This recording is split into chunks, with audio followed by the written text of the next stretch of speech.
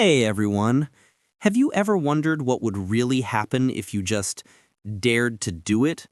Not the dare to go grocery shopping during peak hours for a 50% off item, but the dare to do something that absolutely terrifies you.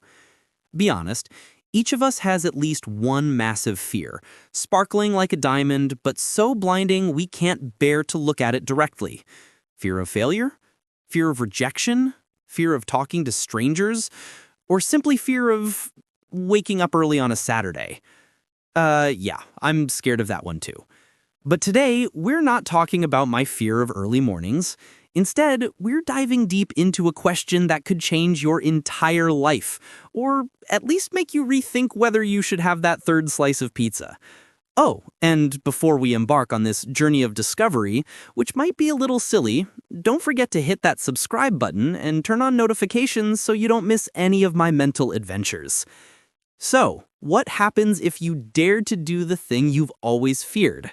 It sounds like such a profound philosophical question that you might want to tear your hair out, but it's actually much simpler. Imagine this.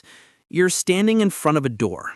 Not the bathroom door after your little brother just handled his business, but a door that symbolizes your greatest fear.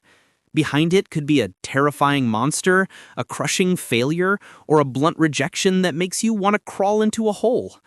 Or it could be a cute kitten waiting for you to pet it, a golden opportunity waiting for you to seize it, or a full-topping bubble tea calling your name. You don't know, do you? That's precisely the problem. We often tend to paint the worst-case scenarios in our minds, turning our fears into a giant Godzilla ready to stomp on all our hopes. Instead of thinking, if I confess to my crush, maybe she'll say yes, we think, oh no, she'll laugh in my face, tell the whole world, and I'll become the joke of the century. See? Fear is a master artist at creating horror movies in your head, and you're the main character, suffering all the pain. But what happens if you dared to tear through that curtain of fear? For example, you're afraid of public speaking. Every time you have to give a presentation, your heart pounds like a drum, your hands and feet shake, and you sweat profusely. Then one day you decide, screw it, and you walk onto the stage. You might stumble over your words, you might forget your lines, a few people might snicker. But what happens after that? You did it! You overcame your fear.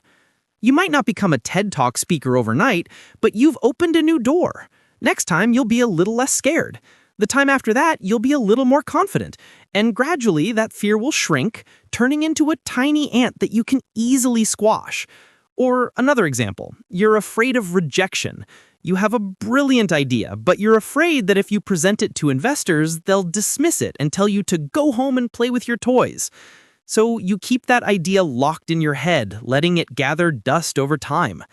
But what happens if you dared to present it? Let's say they reject you. So what? Then you've learned something. Your idea needs improvement, or you need to find a different investor.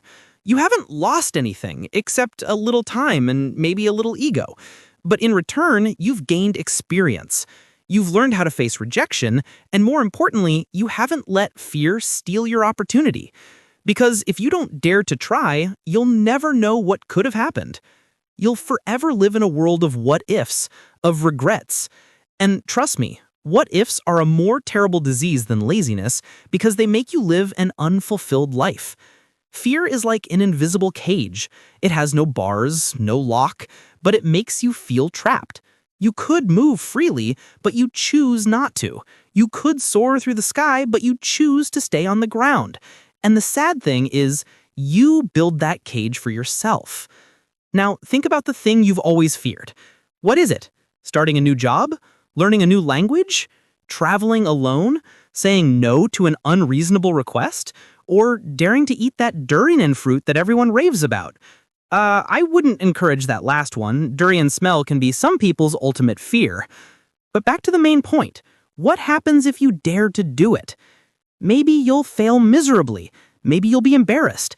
Maybe you'll realize that what you feared truly is terrifying. But also, maybe you'll discover a version of yourself you never knew existed. A braver, stronger, and happier version. A version that dares to face the world without having to hide behind the wall of fear. Because life is too short to constantly live in your comfort zone, to let small fears hold back big dreams.